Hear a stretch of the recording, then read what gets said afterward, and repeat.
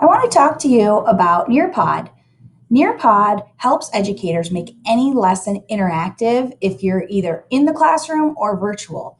So it's a really simple concept. You create interactive presentations with quizzes, polls, videos, collaboration boards, all that stuff. There's tons of pre-made lessons already there at your fingertips within NearPod.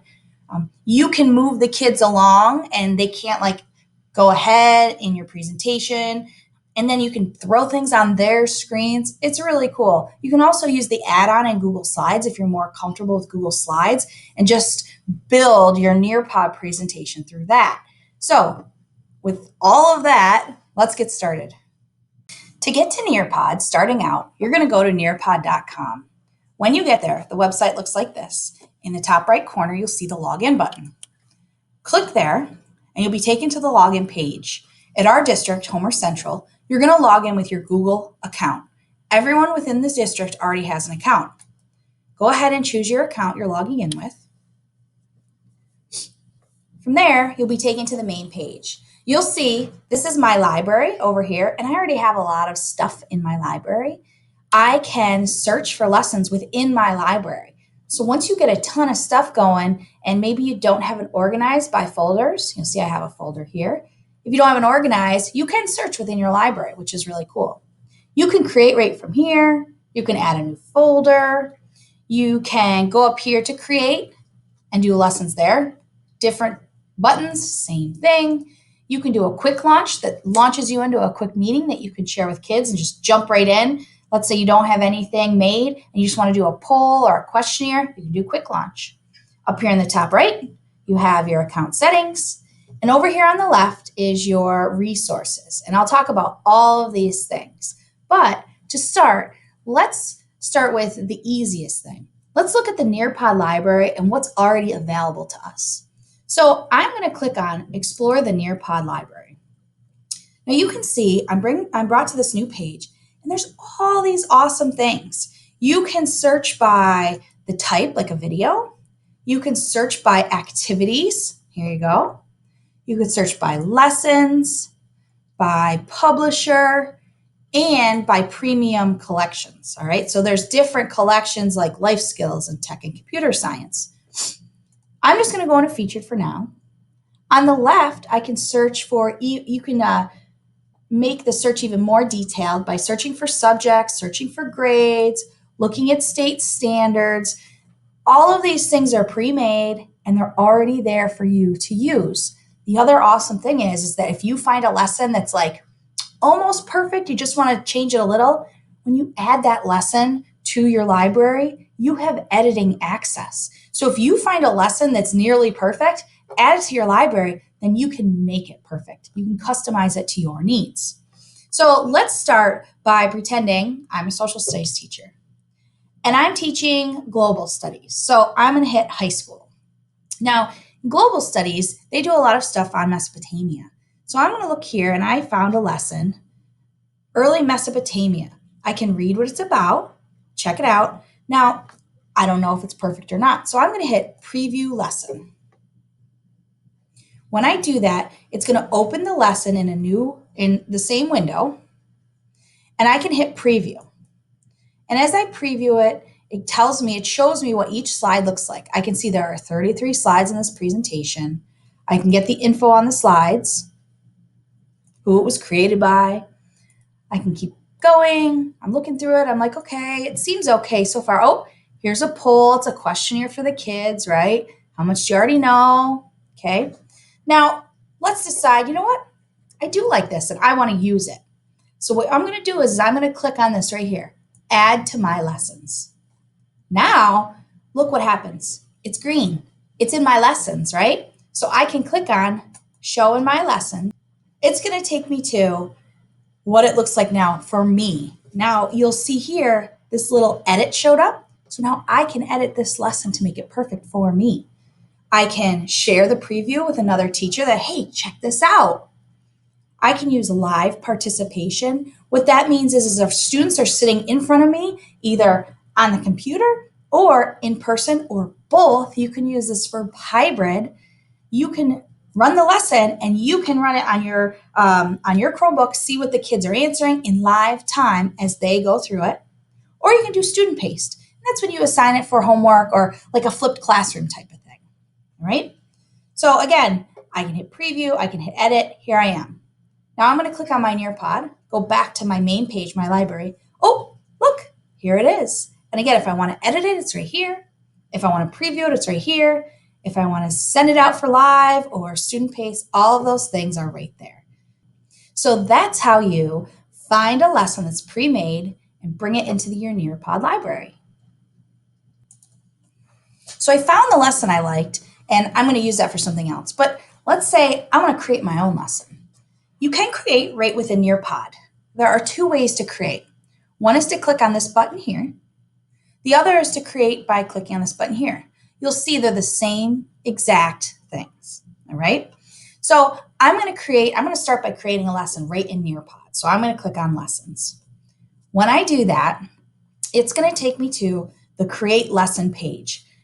I can add files, PowerPoint, PDF, PNG, that's image files. I can upload files right to it if I want. So if I already have some PowerPoint or something or a PDF that I already like, I can add it right in there.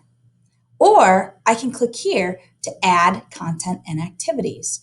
Now, you can add a slide, you can copy and paste. So I'm going to add content, and you'll see all of these different activities. And I'm going to go over them in a few minutes, right? But let's say I just want a slide just to kind of start my thing out, all right? So I'm going to click on slide. And here we go.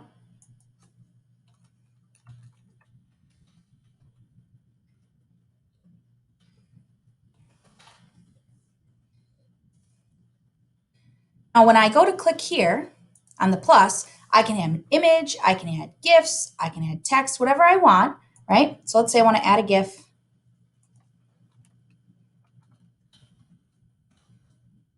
Can't spell mountains.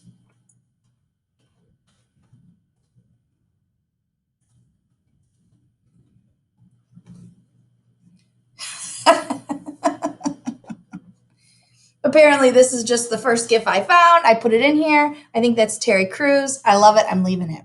So here we go. Here's my ELA lesson. We're about to read a book about surviving in the Himalayan mountains. The kids obviously will think this is hilarious. I don't know if it's appropriate for younger kids, but the older kids will laugh. So that's all I needed. I can now change the background if I want of the whole slide. I can change the layout of the slide. I can add audio. So make sure you allow it.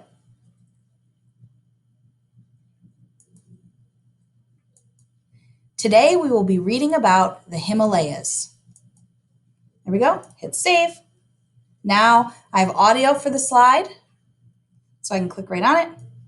Today we will be reading about the Himalayas. Now, it sounds really good on my end. I don't know if it's going to sound well for you because I'm using the screencast and sometimes it doesn't pick up the audio. This is really great for kids who may do better if the slide is read to them.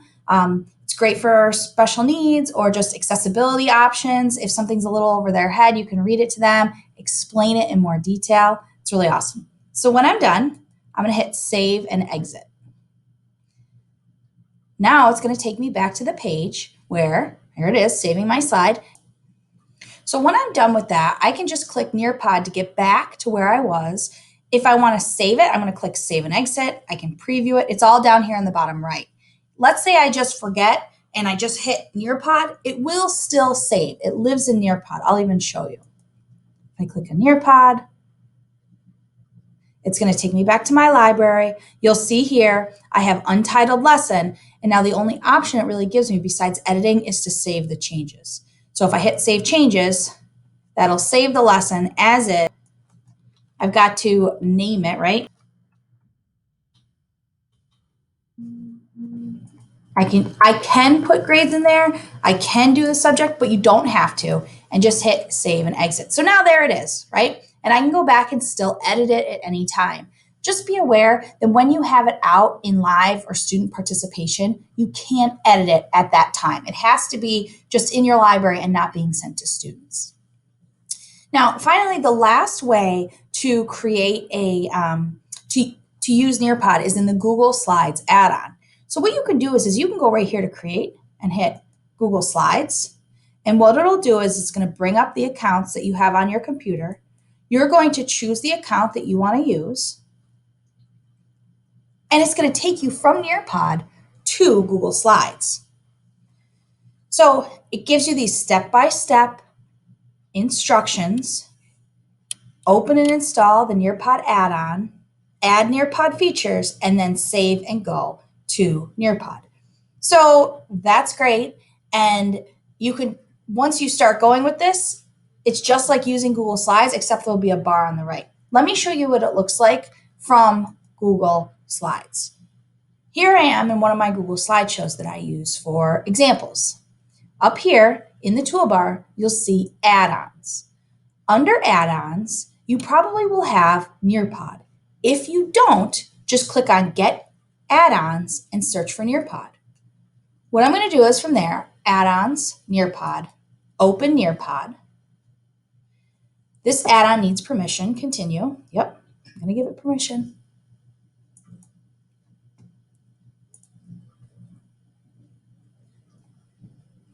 I will allow it. Move myself over here. So here we go. Over on the other side where I am, you'll see all of the different NearPod activities right here that are able to be added into my slide. So my slide requires kids to count money.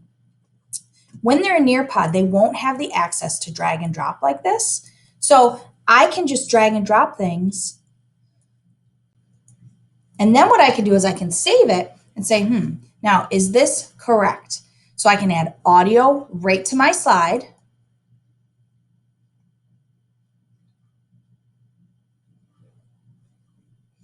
This one does not allow me to add audio in the moment. I need to create the audio files ahead of time and then upload them to the slide.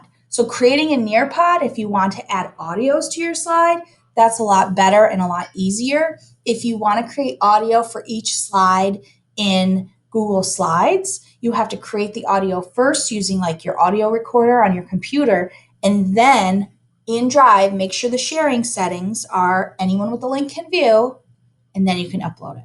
Hope that makes sense. But still, I can add where is it? I can add a poll. So on this slide, what it'll do is it'll add a poll to the next slide.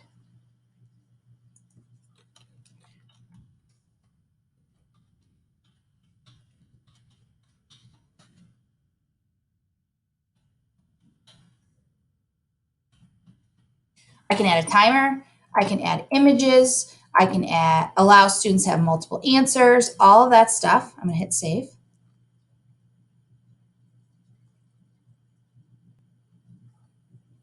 So now the students, they're going to see this, and they're going to see this one, and then they have a poll. Were those the same? Now, I can't just share this out like I used to with Google Slides. The kids wouldn't be able to access the NearPod. So if I want to set it as a NearPod in the actual poll, I need to click over here and say save and go to NearPod. So now what's going to happen is it's going to open a NearPod and it'll create it as a NearPod presentation. Again, when I go to edit it, it's going to take me back to Google Slides. It won't open it in NearPod. So if you start one in Google Slides, it will always be edited in Google Slides. If you start one in NearPod, it will always be edited in NearPod. I hope that makes sense.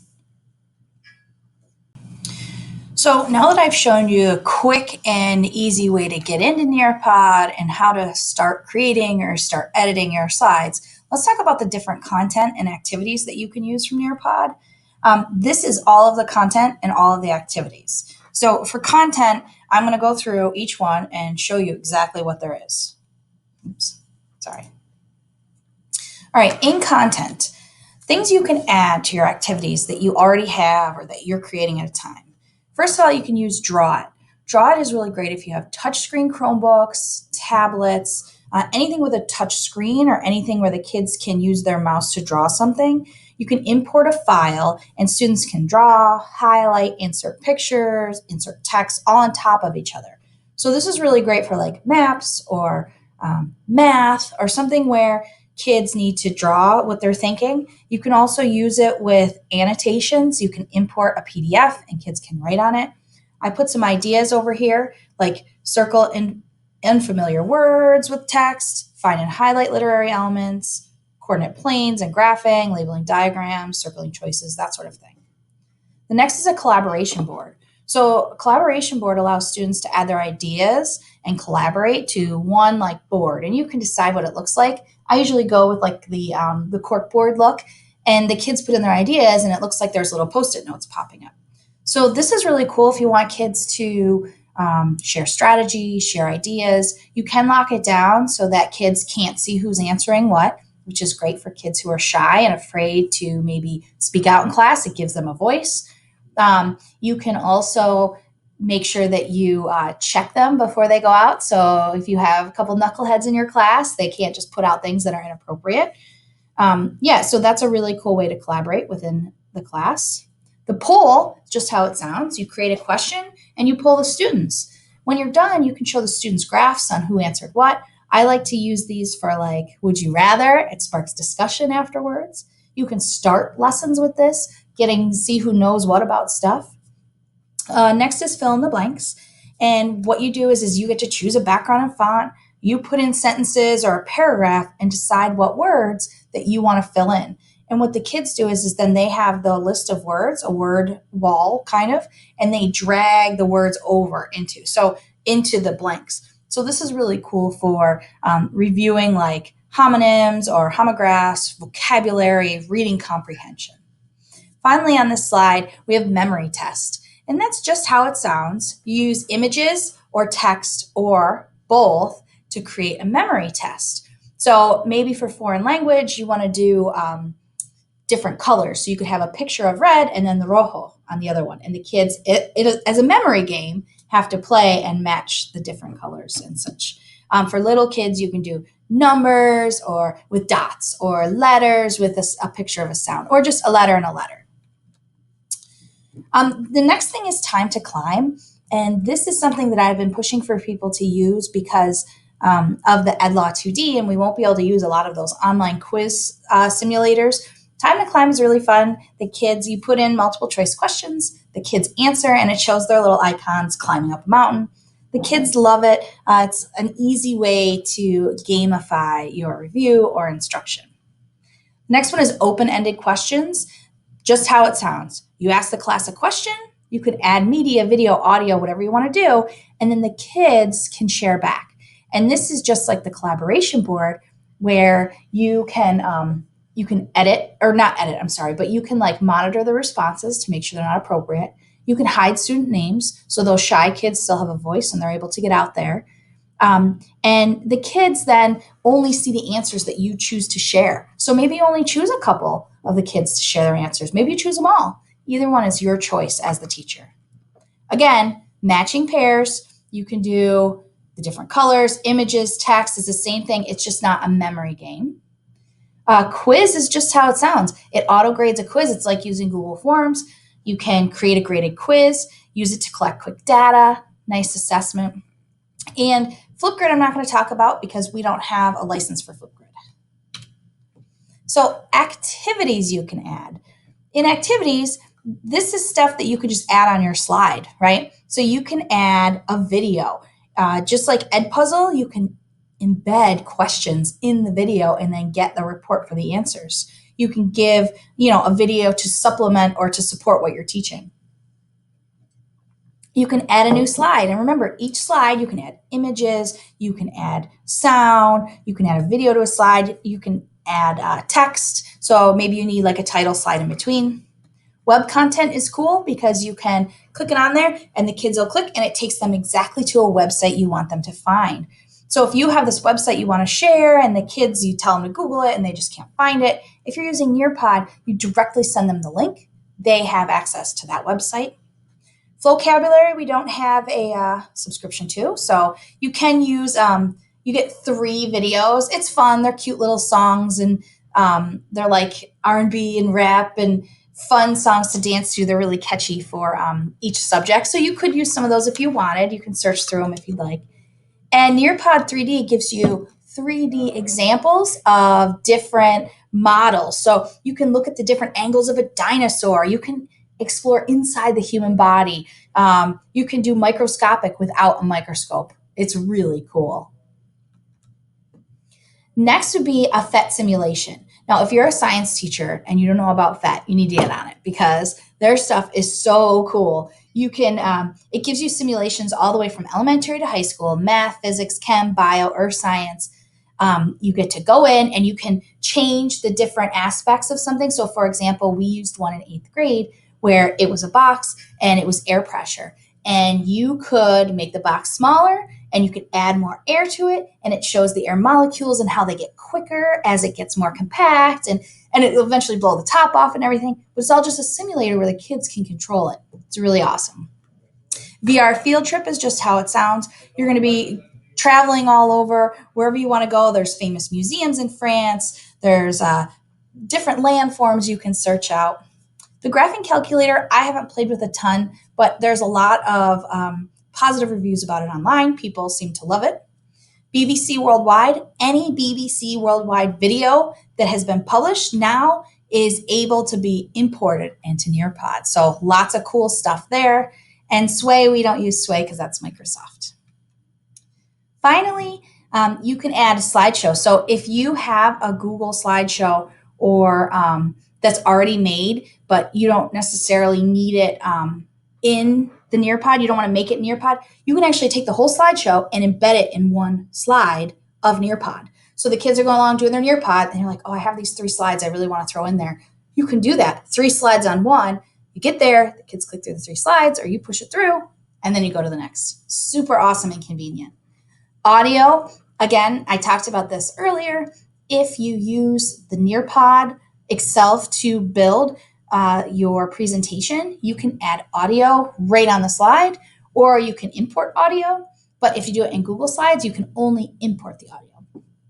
And finally, the PDF viewer. If you have a PDF you want to add to your activity, that's where you click it. So this comes down to the end here. What do I use? Do I use Google Slides to create my NearPod, or do I stay in NearPod to create my NearPod? And that's really up to you. There are some pros and cons of each. Pros would be Google Slides. If you already have it created and you just want to add a couple things, some polls, a time to climb, maybe a collaborate board, use it. Google Slides, the add-on, get it. It's your friend. NearPod, maybe you want to narrate your slides. Your kids are younger. Some of them still aren't reading really well. So you want to add audio right over top, but you don't want to have to create the audio ahead of time, import each soundbite for each slide. So maybe using NearPod would be better for that. Now, the con for Google Slides would be you still do have to open it in NearPod. Remember, you have to click that little button on the bottom that says open and run in NearPod. And you can't directly add the audio to the slides. And NearPod, it is a different application, and it will take you some time to learn how to use, but I think that everyone here could do a great job with it. How do you share a NearPod?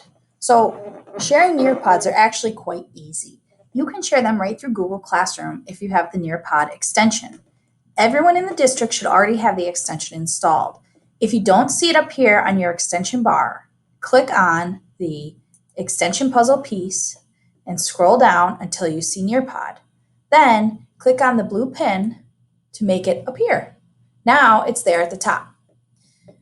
Once it's installed, you can go into your Google Classroom, go into classwork, and you will see under Create, you now have NearPod Assignment.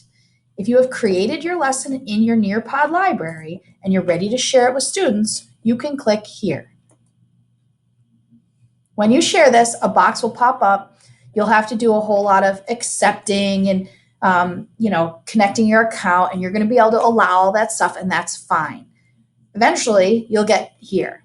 Now, this is my library, and you can see all of my NearPods right here. The NearPod I want to share is in this folder, so I click on the folder, and here it is, Would You Rather? Now, there are 2 options for this. I can either do live presentation, which means the kids are doing it right in front of me, or student paced. Let me go back to live presentation for a second. When I say right in front of me, I mean like they're doing it live with me. They don't have to be physically in front of me, but they should be either on a computer while you're watching them or in front of you in person. And it can be both as well. I'm going to just do student paced for now. So I'm going to click that. It's teacher edition.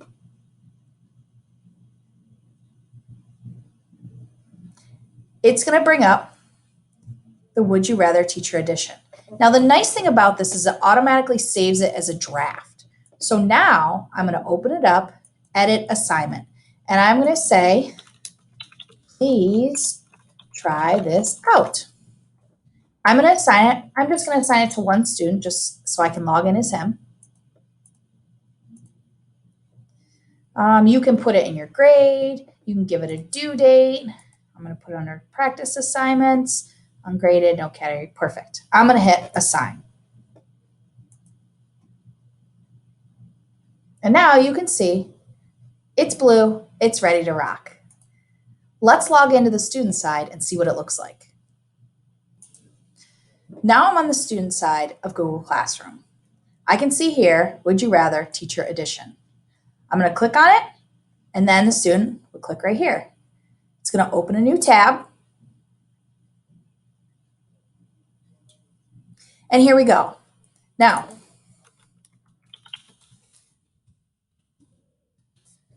the student can join the lesson. There is a setting in NearPod that forces them to use their name. You can always turn that on. All right, here we go, Teacher Edition.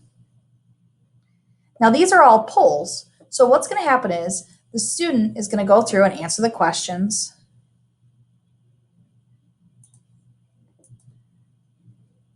They're going to keep going. There is an option to submit. So we'll do that. And I'm just going to keep going. All right, and then we're going to finish. When I'm done, I get to this page. Tap to start over. Now, if the student wanted to go back, they could, and they could submit after each answer. All right. There's also the notes navigator. Kids can take notes as they're going. They can have things read to them. I don't know if you can hear it, but you can change the font. Which would you rather have a student spill?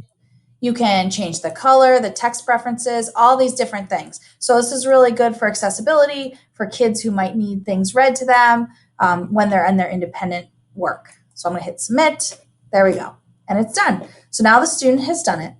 They have to exit out. They go back to their student classroom and view assignment.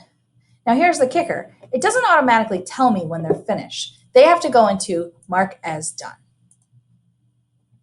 There we go. So the student has completed his work. On my side, when I refresh, I can see it was assigned to one student and the student has turned it in. So now to access the answers and the reports and everything, here I am in my library. On the left side, I'm going to click on reports.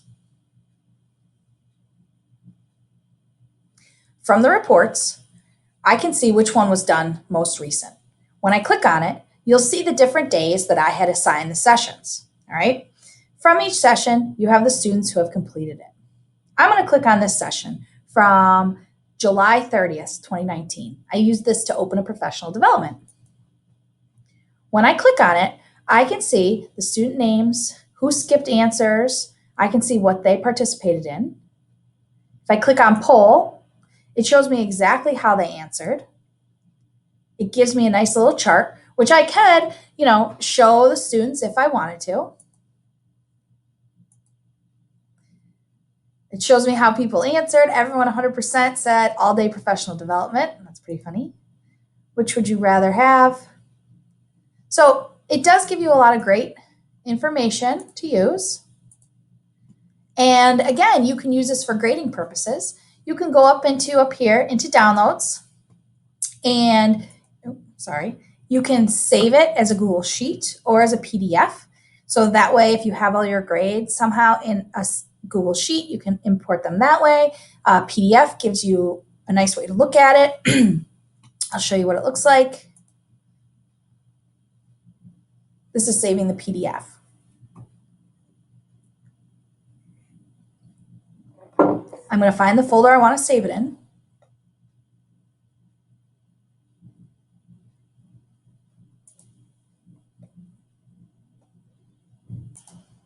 All right, here we go.